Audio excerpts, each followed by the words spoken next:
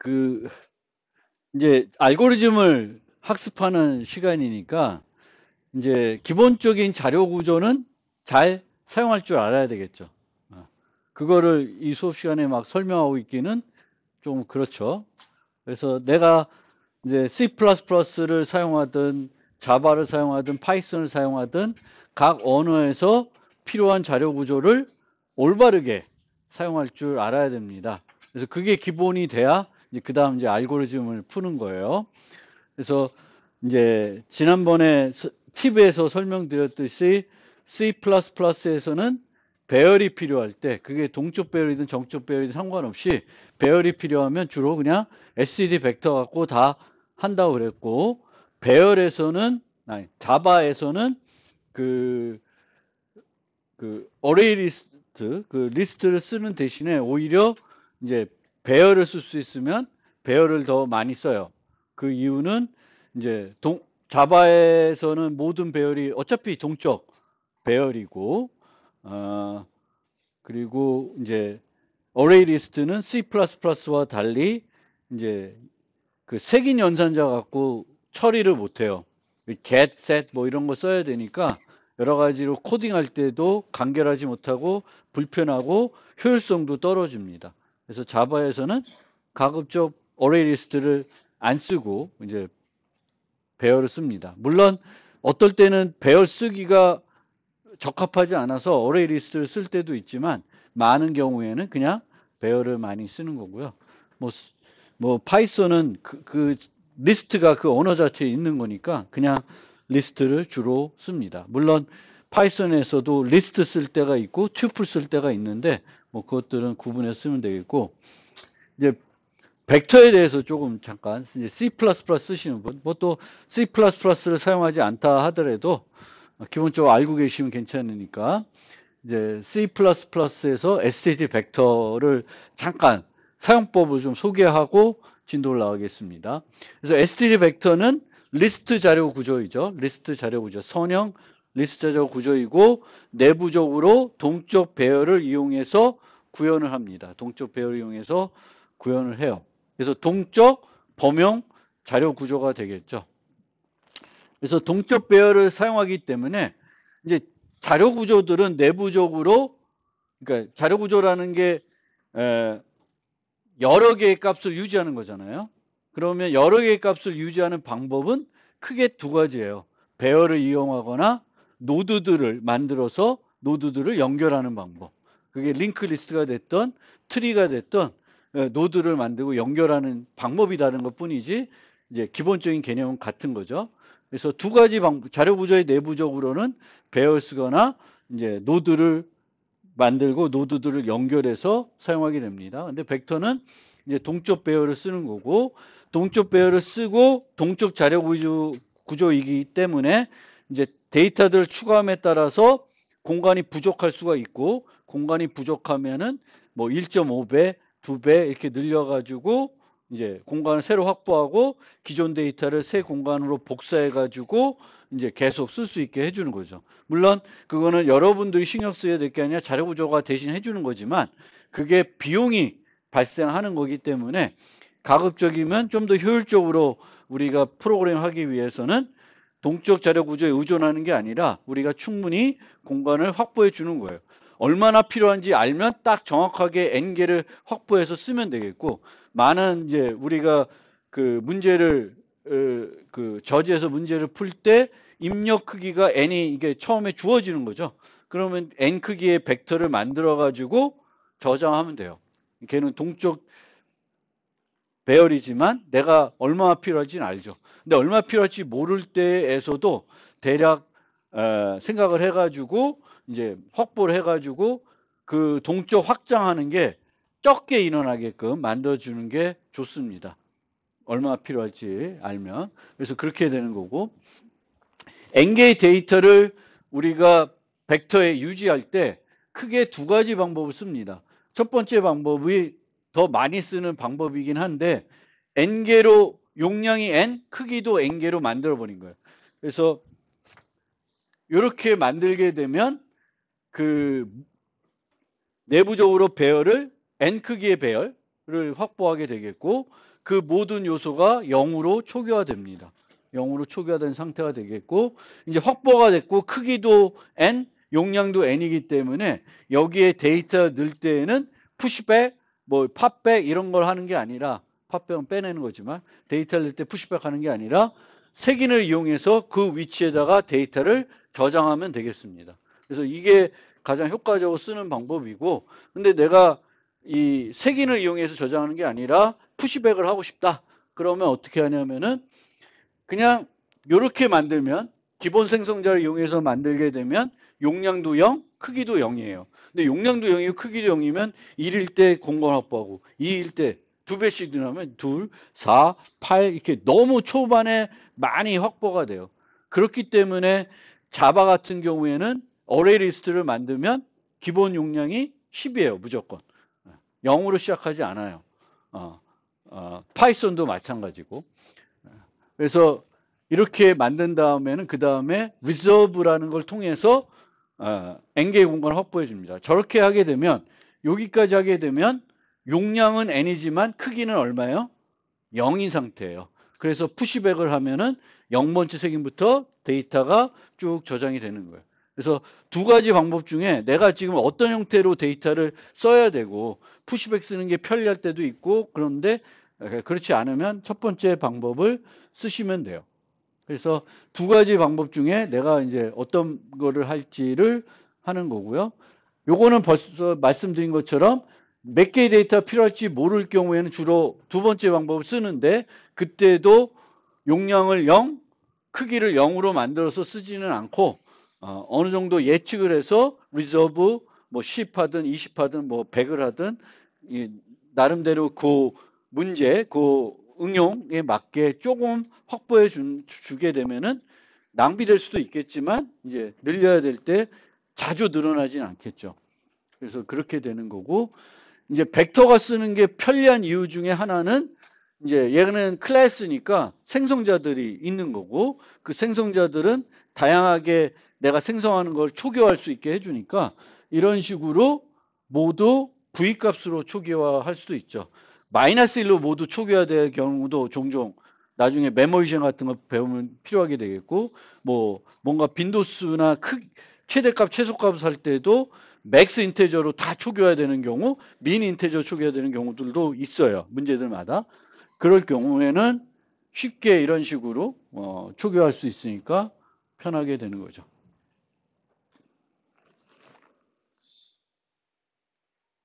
그런데 이때도 우리가 주의해야 될 게 벡터에서는 이제 여기에는 가로를 썼어요. 가로를 써야 생성자가 호출되는 거고 원래는 이제 중괄호를 써도 원래 생성자가 호출되는 건데 중괄호의 경우에는 std initialize list라는 걸 받는 생성자가 있습니다. 이 생성자는 뭐냐면은 초기값 목록을 나열하는 때 쓰는 그런 생성자예요.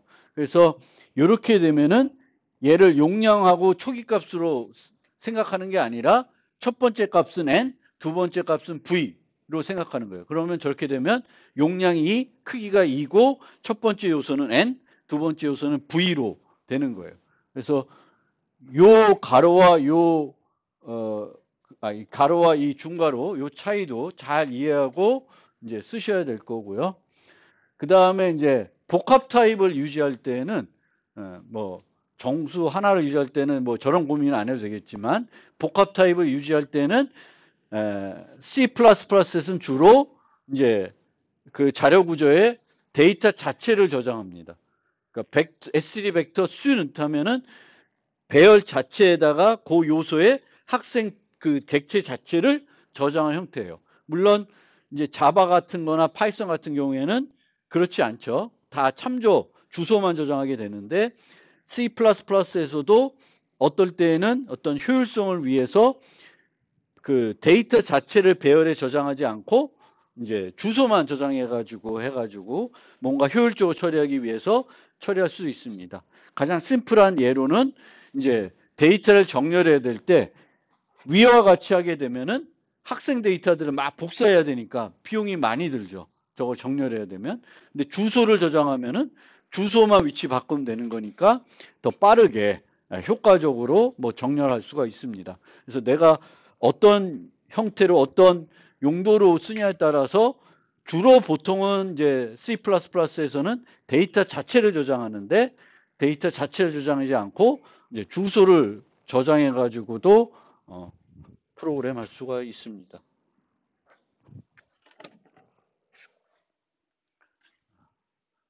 그 다음에 복합 타입 자체를 유지할 경우에는 이제 푸시백도 이제 그 컨스트 T가 있고, 그러니까 LV 참조를 받는 게 있고, 그 다음에 RV 참조를 받는 두 버전이 이렇게 다중정의 되어 있습니다. 그래서 이제 뭐 어떤 변수를 이용해서 넘기면 이제 여기에 소개 안 된 버전이 될 거고, 만약 이제 이런 식으로 임시 객체를 생성해서 넘기면 얘가 호출돼요.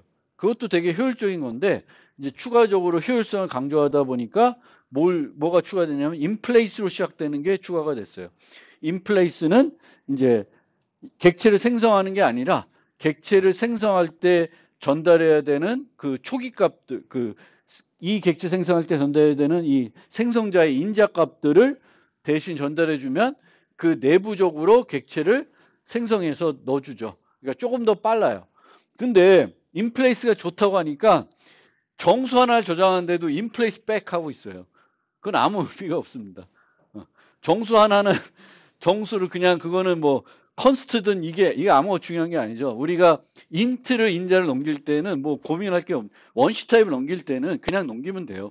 이게 뭐지는 상관없고 이제 무거운 걸 넘길 때 뭐 이게 참조를 넘기는데 LV인지 RV인지 뭐 이런 것들이 걱정되는 거지. 그냥 원시 타입 하나 넘기는데 막 이렇게 하는 건 아니거든요. 그래서 어떤 친구들 보면 인플레이스 103 하고 있어요. 그건 별로 아무 의미가 없어요. 그, 그거는 아닌 겁니다. 그래서 그런 것들도 뭔가 이해가 부족해가지고 쓰시는 거니까 제대로 정확하게 이제 이해하시고 좀 코딩을 했으면 좋겠습니다. 그래서 내가 이제 여러분들 코드 보면서 이제 또 필요한 거 있으면 또 추가적으로 설명드리겠지만 어쨌든 그 질문하신 분의 코드를 봤더니 이제 다른 것도 이제 문제가 되겠지만 더 이렇게 보면 좀 그런 게 이제 벡터의 사용이라든지 입력의 처리라든지 이런 게 좀 아직 부족하신 거예요. 그래서 그런 쪽으로도 이번 학기에 조금 더 내가 C++를 집중적으로 써서 내가 이 수업에 참여할 거다. 그러면 최소 SD 벡터는 되게 편안하게 쓸 줄 알아야 되겠죠. 거기에 대한 훈련이 좀 선행돼야 되고 그 다음에 이제 알고리즘 쪽으로 또 학습이 이루어져야 되겠습니다. 그래서 그 설명을 좀 드렸고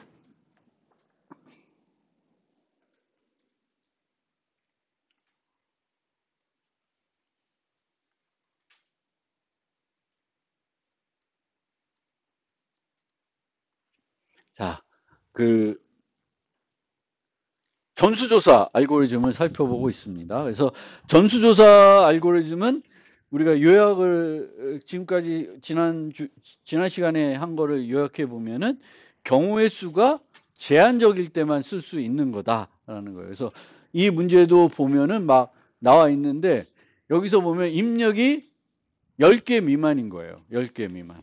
뭐 그런 이제 뭔가 어려운 문제 같은데 이제 그 범위가 되게 작아.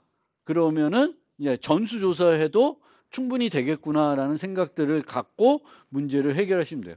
이걸 전수조사 안 하고 또 해결하기도 어려울 수도 있는데 이게 가만히 보면 우리가 이제 어떤 병시대의 문제나 어떤 문제를 풀 때 이 입력 범위들을 잘 살펴보면 아까 지난번에 했던 주먹구구 이런 것들을 파악해가지고 어떤 성능의 알고리즘을 만들면 통과가 되겠구나라는 걸 좀 예측을 할 필요가 있고 이렇게 범위가 되게 작으면은 근데 상당히 간단한 문제는 아닌 것 같아. 그러면 보통은 전수조사에서 그냥 해결하라는 문제들이 대부분입니다. 그래서 그런 문제들이 특성들을 우리가 이제 알고리즘을 많이 이렇게 풀어보다 보면은 이제 요령이 생기는 거죠. 문제만 보고 문제의 범위를 보면 어떤 식으로 내가 알고리즘을 만들어야 이 문제를 통과하겠구나.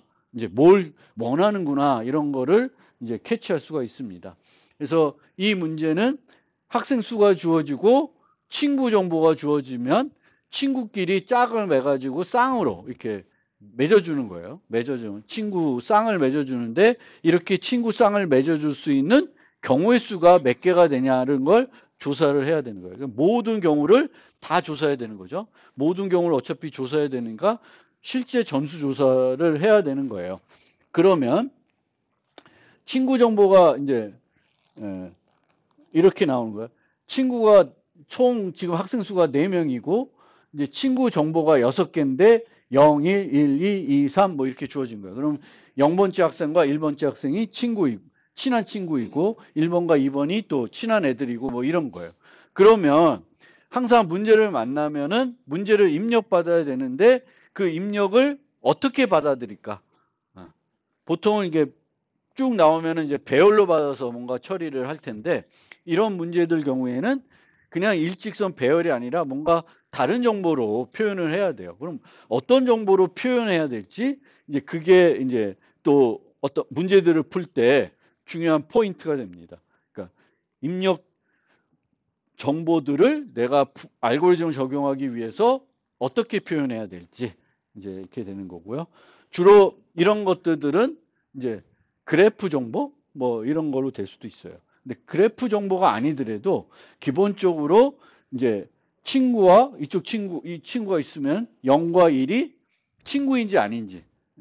근데 얘는 보통 보면은 대칭적인 거죠. 대칭적인 거. 그렇죠? 대칭적인 거.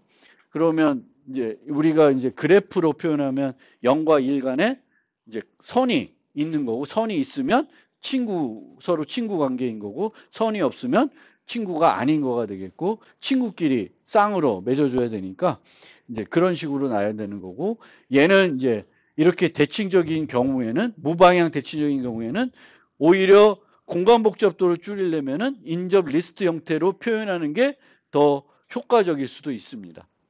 뭐 그런 것들을 우리가 이제 고민해가지고 이제 찾아서 입력들을 나열하면 되겠고 그 다음에 이제 이 정보들을 가지고 이제 친구들을 맺어주고 경우의 수를 따져주면 되겠죠. 근데 이렇게 이 경우에 이제 전수조사할 때 우리가 주의해야 될 점이 하나가 뭐냐면 중복을 제거하는 거예요. 조사하다 보면 이미 조사했던 걸 또 조사하는 경우가 있습니다. 그래서 이미 조사한 걸 또 조사하지 않기 위해서는 조사하는 방법을 잘 생각해서 중복으로 안 조사하게끔 할 수 있는 조사 방법이 있으면 그 방법을 이용해야 돼요. 그래서 0과 2를 맺어줬는데 나중에 2를 검사하면서 0을 또 검사한다든지 이러면 안 된다는 거죠. 그래서 이 중복을 이제 제거할 필요가 있고 뭐 그렇습니다. 그래서 이 첫 번째 방법처럼 이미 그냥 무조건 다 구한 다음에 뭐 집합자료 구조나 이런 걸 통해서 제거하려고 하는 방법도 있을 수 있지만 저 방법보다는 두 번째 방법이 훨씬 효과적인 방법이에요. 처음부터 중복을 안 내는 거. 지난번에 살펴봤던 세 자릿수 정수 이렇게 만드는 것도 아예 만들 때부터 정렬된 순서로 경우의 수를 만드는 것이 효과적인 방법입니다. 다 만들어 놓고 정렬하는 것보다. 그래서 그렇게 되고요. 이 문제는 숙제로 나가는 건 아니니까.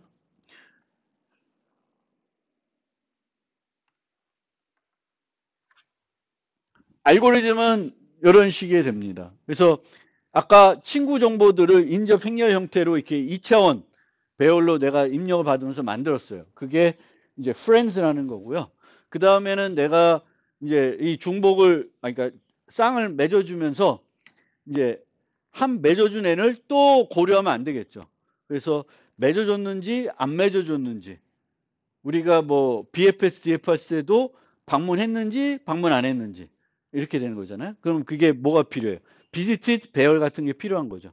그래서 여기 불리한 매치드는 처음에는 다 어떻게 되겠어요? false로 해가지고 아무도 짝을 못 지어준 상태로 출발하는 거죠.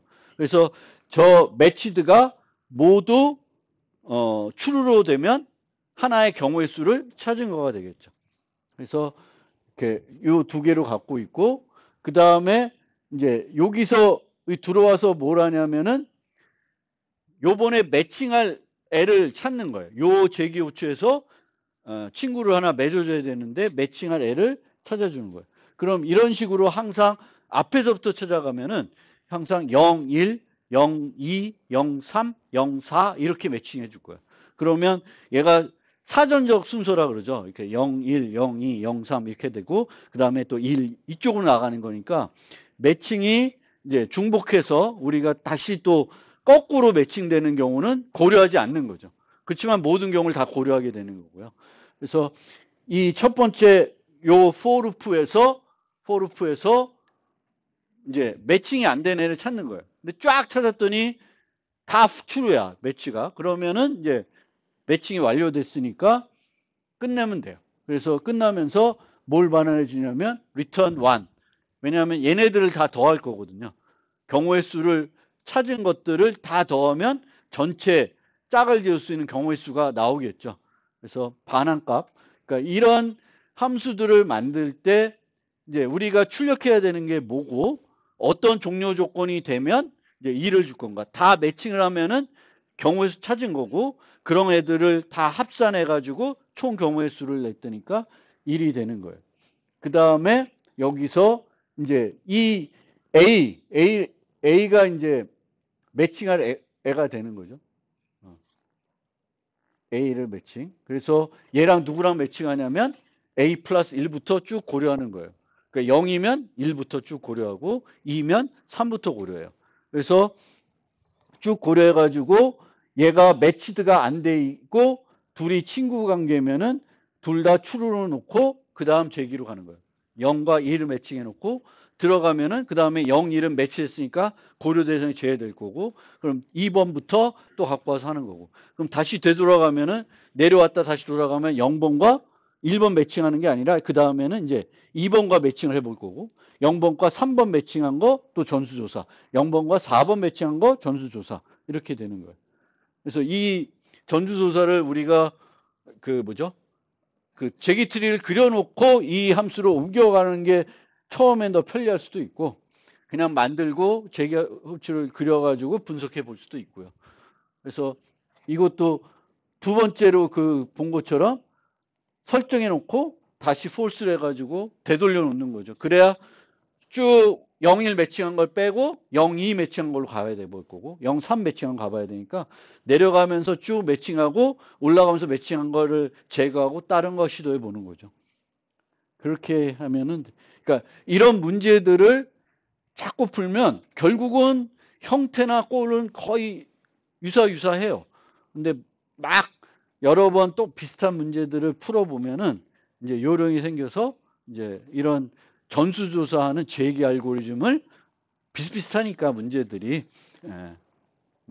잘 만들 수 있을 겁니다. 그래서 많은 훈련을 해보시면 좋겠고 그 다음 문제는 이제 이거는 그 요 과제에 포함되어 있는 문제니까 간단히만 설명드리면은 이제 여기도 결국은 50을 넘지 않는다. 뭔가 작아.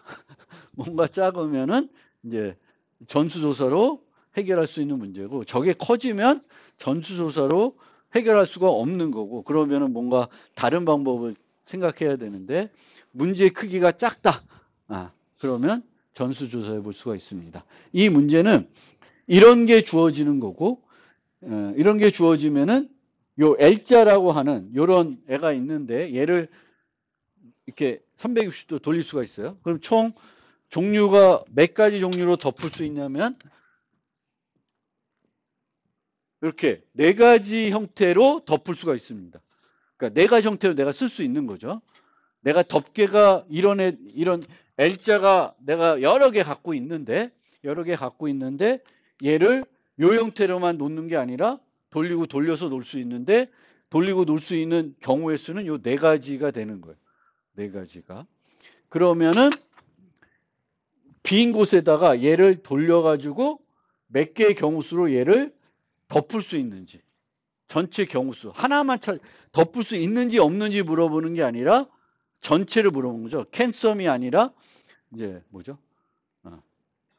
카운트썸 같은 형태가 되는 거죠. 경우의 수를 찾은 거니까. 그래서 덮을 수 있어야 됩니다. 그런데 이런 문제에서도 우리가 항상 조금 뭔가 예외적인 상황이 없나, 그냥 무조건 전수조사할 게 아니라 꼭 안 해도 되는 상황들이 없나? 이런 것들을 살펴볼 필요가 있어요. 그럼 얘가 차지하는 크기가 몇이에요? 공간을 얘가 하나 놓으면 공간을 몇 개를 써요?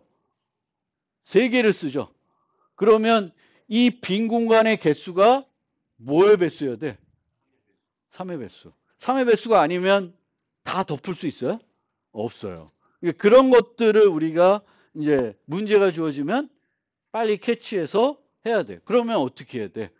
얘를 입력받으면서 뭘 세볼 필요가 있어요? 점의 개수를, 그치, 빈칸의 개수를 세보는 거야. 근데 빈칸의 개수가 3의 배수가 아니야. 그러면 전수조사 할 필요가 없이 뭘 주면 돼? 빵 주면 되겠지. 경우의 수를 출력하는 거니까 빵을 주면 돼요. 그러니까 요거를 이런 것들을 우리가 문제를 풀 때 모든 경우를 다 해보고 빵이다라고 하는 게 아니라 이제 잘 살펴볼 필요가 있고요. 그러면 이제 얘도 여러 가지 방법으로 전수조사하면은 막 했던 거 또 해보고 또 해보는 그런 경향이 있는데 얘네들은 어떻게 하면 되냐면은 이렇게 가면서 해보면 돼요. 그러니까 다른 방법을 쓰지 말고 여기서부터 이제 처음부터 쭉 가요. 근데 얘네들은 이 위에는 놓을 수가 없는 거죠. 시작을 못 하는 거예요. 그러면 점 만나면 놓으면 돼요. 놓으면 되죠. 이 놓으면 되는데 여기서 놓을 수 있는 경우의 수는 4가지가 됩니다. 그럼 이 4가지를 이제 여기다가 이렇게 놓는 거, 이렇게 놓는 거, 이렇게 놓는 거 4가지를 해보는 거예요. 그러니까 여기다가 이렇게, 이렇게, 이렇게 또 뭐 있지? 뭔 안 해봤지? 이렇게. 아이씨, 모르겠다. 하여튼 4가지를 해보면 돼. 이렇게 4가지를 이제 해보시면 돼요. 각각 해보고 넘어가고. 그래서 세팅돼가지고 만약 여기서 얘를 해봤더니 얘는 안 되잖아. 그러면 이제 거기에 내려가는 전수조사 길은 끊기는 거지. 여기서 이렇게 이게 하여튼 4가지를 해보는 거죠. 이렇게 가서 또 그 다음 가서 해보고 4가지 해보고 또 4가지 해보고. 그러니까 이렇게 4개씩 이렇게 퍼져 나가는 거예요. 근데 물론 여기서는 이제 더 이상 갈 필요가 없을 수가 있죠. 그러면 이런 애를 4가지를 해보려고 그러면 얘네들을 적용할 때 먼저 요걸 입력받으면 여러분 이 데이터를 뭘로 나타낼까? 프로그램 내에서. 얘를 뭘로 나타낼까? 요 입력이 37 주어지고 이렇게 주어지잖아요. 그러면 얘네들을 읽어서 내가 이 전수조사할 수 있게 그 준비를 해야 될 거 아니에요? 그래서 행이 3이고 열이 7개예요. 그 정보는 우리가 with height WH 이렇게 해가지고 파악하면 되죠. 그다음에 얘를 이제 한 줄 읽어서 처리할 수도 있고 하나씩 처리할 수 있는데 한 줄 읽어서 처리하겠지. get line 해가지고 이거 읽은 다음에 이제 데이터를 바꿔야 되는데 저걸 바꿀 때 그냥 캐릭터 2차원 배열을 쓸 수도 있죠. sharp 점으로 처리할 수도 있어요. 근데 그렇게 안 하고 또 뭘로 대신할 수 있어? 이게 빈 거, 뭔가 비어있지 않은 거 이런 형태가 되잖아요. 그러면은 그냥 불리언 2차원 배열로 표현할 수가 있어요. 그러니까 물론 얘를 바꾸려면은 좀 더 뭔가 비용이 들 수도 있겠지만 더 편리할 수도 있어요. 불리언을 쓰는 게. 캐릭터를 계속 써는 것보다는 불리언으로 바꾸고 또 그 불리언으로 바꾸는 과정에 뭘 하면 좋을까? 뭘 세면 돼? 점의 개수를 세서 그걸 다 더해가지고 끝내 봤더니 3의 배수가 아니야. 그러면 이제 전수조사를 안 하시면 되겠고, 그 다음에 이제 쭉 가면서 할 때 이 표현들을 우리가 보통 저런 문제를 얘랑 조금 다르지만 이제 맵 같은 거 주어지고 동서남북으로 가야 될 때 이제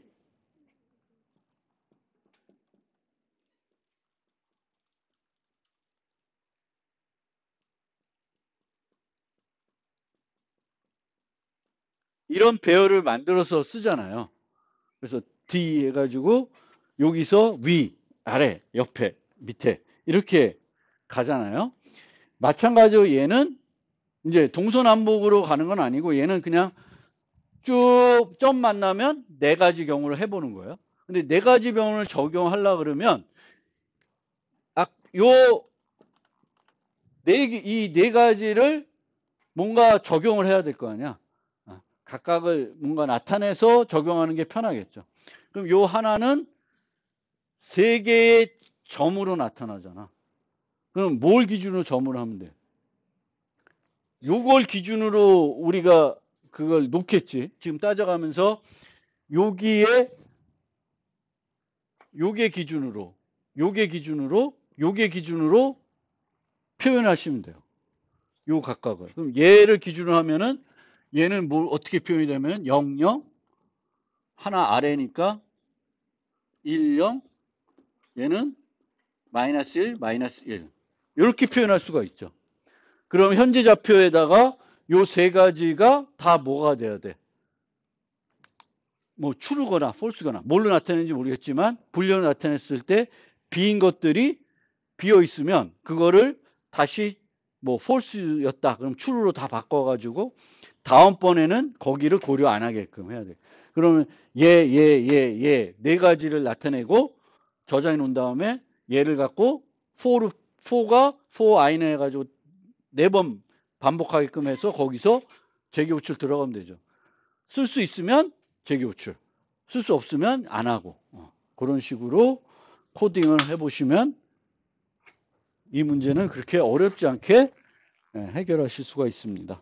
그래서 이런 문제들도 제가 유지하고 있는 이유는 이런 해가지고 막 복잡하게 짜는 게 아니라 표현하는 어떤 문제를 내가 나름대로 편리하게 표현하는 해야 되겠고 그거를 막 if문을 4개 만드는 게 아니라 반복문 하나 갖고 할 수가 있겠죠. 4가지를 고려할 때 그런 것들을 이제 하는 훈련이 되기 때문에 그거를 좀 해보시면 되겠고 그 다음에 요 문제는 1B, 2B 문자인데 이게 리트 코드에 있는 문제인데 이지 문제예요. 되게 심플한 문제예요. 그래서 이제 두 개의 문자만 있어요. 여기는 이제 세 개가 두 개의 문자만 있는데 한 문자는 1비트 0으로 나타내고 또 다른 문자는 2비트로 1, 0으로 나타낼 때도 있고 1, 1로 나타낼 때가 있다는 거예요. 그러면 어떤 이런 배열 같은 게 1000 데이터, 비트 데이터가 주어지면은 마지막 문자가 첫 번째 특수 문자이냐 아니냐 해보는 거예요. 그러면 이제 쭉 해보면 돼. 그래서 이거는 전수조사할 것도 아닌데 왜 제가 이거를 이 문제를 설명드리냐 하면 밑에 거 보세요. 밑에 거. 이 문제는. 그러니까 이 문제는 앞에서부터 해석해 나가면 돼요. 앞에서 해석해 가지고 맨 마지막 문자가 첫 번째 문자이냐 두 번째 문자이냐 보면 되는 거예요.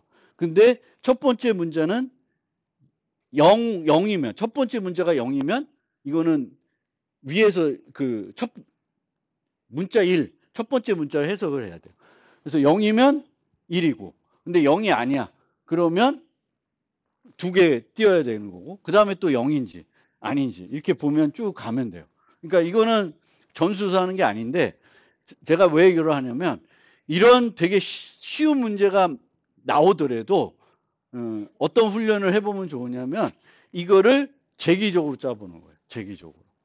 재기적으로 이런 것들을 짜보면은 이게 훈련이 돼서 나중에는 쉽게 재기적으로 어떤 문제가 만나든지 재기적으로 우리가 코딩할 수 있습니다. 여기서처럼 이제 보통 재기적으로 만들 때는 얘는 원래 재기 함수가 아니니까 얘는 그대로 두고, 얘는 그대로 두고. 머지 소트 할 때도 그런 거죠. 소트는 그냥 재기 함수가 아니고 그 안에서 머지 소트 뭐 0에서 n-1까지 이렇게 해가지고 보내는 거죠. 그래서 재기 함수 하듯이. 이렇게 해서 보내면 이제 현재 인덱스가 비트 마이너스 1이면 true, 아니면 false. 그래서 이 위치가 0이면은 플러스 2를 해가지고 다음 거 해석하고, 아니면 플러스 2에서 재기함수 도는 거잖아요. 그러니까 이게 어떨 때는 플러스 1, 어떨 때는 플러스 2, 둘 다 하는 것도 아니고 하나씩만 해보면 되는 거예요. 그러니까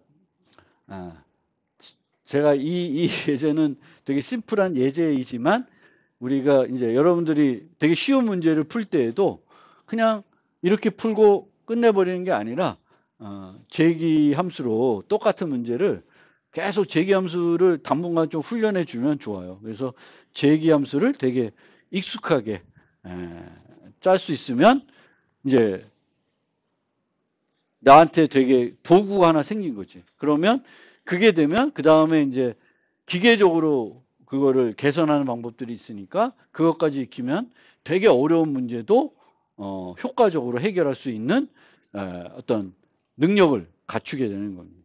그래서 어려운 문제를 풀기 위한 출발은 전수조사 알고리즘을 재기로 짤 수 있어야 되는 거예요. 그게 돼야 그 다음을 우리가 뭔가 할 수 있다. 그런 면에서 아주 간단한 문제이지만 간단한 문제들 만났을 때 반복적으로도 해결하겠지만 재기적으로도 한번 해보시라는 거고, 세 자리 짝수 찾기는 지난주에 했고요. 그 다음에 이제 조합 문제를 처음에 살펴봤었죠. 이제 이 조합 문제들이 반복적으로 비재기적으로 짜기 어려운 이유 중에 하나가 어떨 때는 포루프를 우리가 중첩해가지고 3개, 4개, 5개 해야 될 때가 있는 거죠. 그렇게 되면 이제 조합 문제를 그 포루프 이런 반복문 갖고 작성을 할 수 있는 거예요. 근데 그게 이제 안 되니까 이제 재기적으로 보통 짜는데, 그럼 그렇게 재기적으로 짜는 것들을 반복적으로 짜는 방법은 없나? 그러면 뭐 그렇게 효과적이진 않지만 몇 가지 방법들이 있습니다. 첫 번째 방법이 비트 벡터를 이용하는 거예요. 비트 벡터. 근데 이게 효율적인 방법은 아닌데 어쨌든 반복문으로 작성이 되는 거예요. 어떤 원리냐면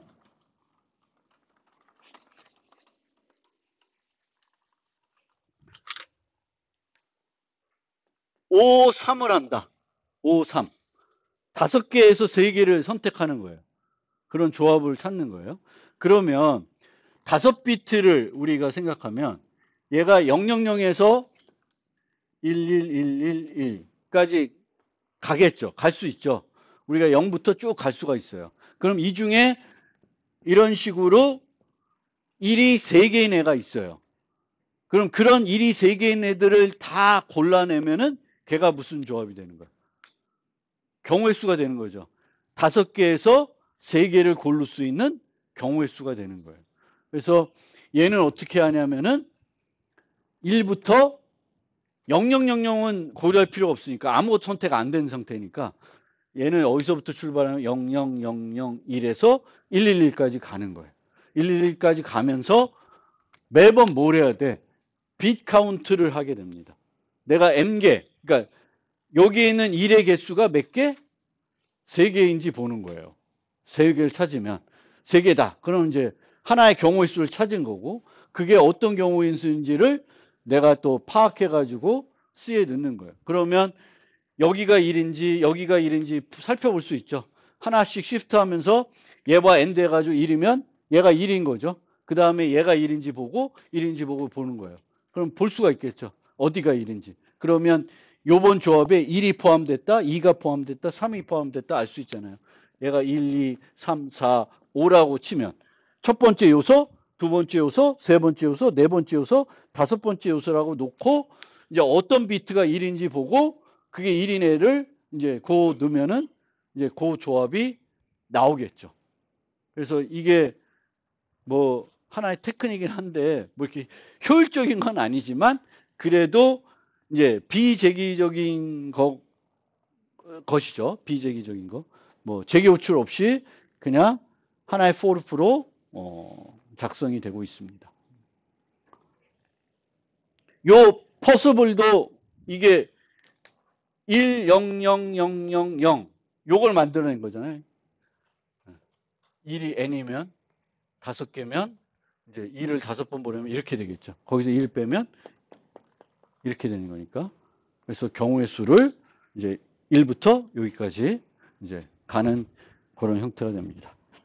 그래서 항상 2의 n승번 반복되니까 그냥 이렇게 어떻게든 요 1인 애들만 어떻게 찾아갈 수 있으면 좋겠지만 그게 안 되니까 쭉 가야 되는 거니까 저 비트 카운트도 어떻게 효과적으로 비트 카운트를 하냐 그것도 뭐 그렇게 효율적이진 않아요.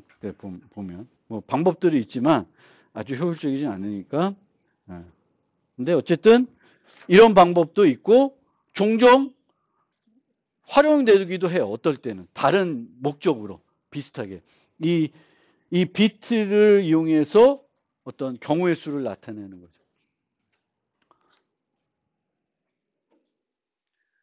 그 다음에는 이게 머리 난 이 알고리즘 잘 해석이 안 되는데 개념은 사전식으로 그 순서를 만들어내가는 거예요. 그래서 1, 2, 3 그러면 맨 마지막이 1, 2, 3이 이게 출발이에요. 사전 순서도 우리가 사전 순서라 그래요. 그러니까 1에서 5가지가 있으면 3개로 만들려면은 1, 2, 3. 그 다음 사전 순서가 1, 2, 4, 1, 2, 5. 그 다음에 이제 1, 2까지 다 했으니까 1, 3, 4, 1, 3, 5, 1, 4, 5 이렇게 되는 거예요. 이게 우리가 그 사전 순서라 그래요. 그럼 이 사전 순서를 쫙 만들어내는 거예요. 그럼 어떻게 만드냐면 이 알고리즘은 머리가 아파서 잘 설명드리기 좀 거시기한데 기본적인 개념은 이렇게 한 다음에 맨 마지막으로 가서 하나씩 증가시킵니다. 언제까지 증가시켜요? 5가 되면 이제 끝까지 간 거예요. 그러면 그 하나 앞으로 와요. 하나 앞으로 와서 또 얘를 1 증가시키고 또 그 다음 이게 1 증가시킨 다음에 얘를 요 다음 거를 얘에 똑같은 게 있으면 안 되니까 여기까지 왔잖아요. 1, 2, 3에 출발해서 하나씩 증가시켜요. 그 다음에 끝까지 왔어. 그럼 하나 앞으로 와서 얘를 1 증가시킵니다. 그 다음에 그 다음 애를 얘의 플러스 1 값으로 세팅해. 그 다음에 이제 여기서부터 또 하나씩 증가시키는 거예요. 5가 되고 4, 5가 되고 이제 4, 5가 됐으니까 여기 끝까지 온 거니까 여기에 맥스 값은 4예요. 하나씩 줄어들어요. 여기에 맥스는 맨 마지막 거의 맥스는 5. 그 다음에 맥스는 n-1이 되는 거예요. n-까지 가면 또 앞에 와서 얘를 1 증가시켜요. 얘를 1 증가시키는 순간 이제 그 뒤에 있는 애들을 다 하나씩 증가시킵니다. 2, 3, 4. 그래서 쭉 가요. 근데 이 방법을 알겠는데 이 방법을 코드로 옮기면 이건데 이걸 내가 코드로 이걸 어떻게 옮기지? 잘 못하겠어요. 보면 좀 이해될 것 같은데 나보고 이 순서를 코드로 만들라 그러면 잘 못 만들겠어요. 저는 잘 못 만들. 여러분 보면 이해가 될 수 있어요. 근데 개념은 알겠죠. 요 사전 순서를 내가 만들어내는 거예요. 그렇게 되면 아까 이 비트 카운트 하는 것보다는 조금 더 효율적일 거예요. 조금 더. 왜냐하면 얘는 불필요한 방법은 안 해요. 불필요한 방법은 안 하는데 이제 난이도가 아니면 여러분들이 잘 이해되는지 뭐 어려운 건 아니고 지금이 증가될 위치가 뭔지 증가하고 나면 자동적으로 뒤에 것들 다 플러스 1하고 또 새 출발하는 건데 자세히 보면 이해될 것 같은데 얘를 가려놓고 나보고 저걸 짜라 그러면 잘 못 짜겠어요. 근데 하여튼 저런 방법이 있습니다.